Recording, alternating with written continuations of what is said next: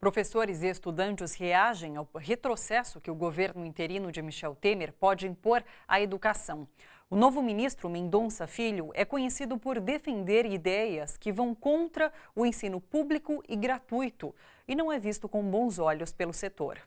A União Nacional dos Estudantes já declarou: Mendonça Filho é o inimigo número 1 da educação.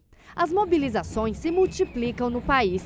Para a União Paulista dos Estudantes Secundaristas, um deputado que se posicionou contra a implementação do ProUni, do FIES e da política de cotas para negros nas universidades federais jamais deveria assumir o Ministério da Educação. Só nos coloca para fazer cada vez mais luta, se organizar nas nossas escolas, nas nossas universidades, para ser contra esse retrocesso. A preocupação entre os professores também é grande. Nós víamos num crescente de institucionalização dessas políticas e a chegada de um novo ministro no governo, que eu entendo que é inclusive ilegítimo e que traz uma agenda de política pública completamente externa ao que foi discutido no processo eleitoral, representa uma quebra de institucionalidade, uma quebra de continuidade nessas políticas. Mendonça Filho, do Democratas, está no 3º mandato como deputado federal por Pernambuco e líder da oposição ao governo Dilma no Congresso Nacional.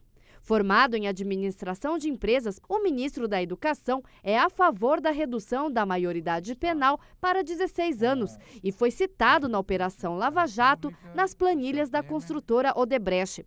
Para o professor de Política Educacional da Universidade Federal do ABC, o que vem por aí é claro: cortes de recursos para o ensino público e retrocessos para o Plano Nacional de Educação. O Plano Nacional de Educação sofre talvez a sua maior ameaça nesse processo de transição para o governo provisório, né? E eu digo isso com base nos documentos que nós já pudemos analisar, né? O Ponte para o Futuro, o programa do PMDB, o Travessia Social e também o programa de governo do candidato Aécio Neves, derrotado na eleição presidencial de 2014, porque a secretária executiva que assumiu o Ministério da Educação sob a gestão do Mendonça Filho é ninguém menos do que a Maria Helena Castro, que foi a principal responsável pela formulação do programa do Aécio.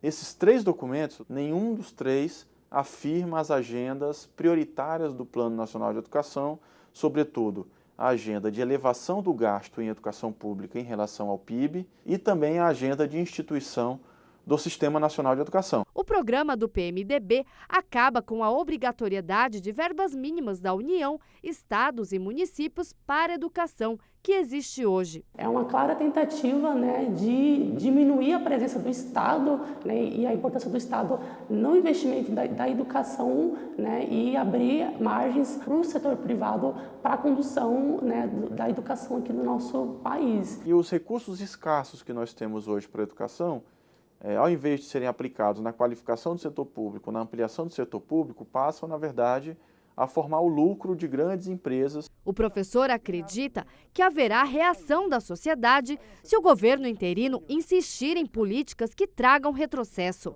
como aconteceu em São Paulo, com a tentativa do tucano Geraldo Alckmin de reorganizar a rede de ensino, que foi rechaçada. A luta dos estudantes, que foi capaz de derrotar o núcleo da política educacional privatizadora implantada pelo PSDB no estado de São Paulo e no estado de Goiás. A sociedade brasileira, sobretudo os estudantes, as trabalhadoras e os trabalhadores da educação, não vão deixar barato, ou seja, não vão se dar por vencido facilmente numa proposta de política educacional que vise a privatização e que vise a redução da oferta educacional pública no nosso país.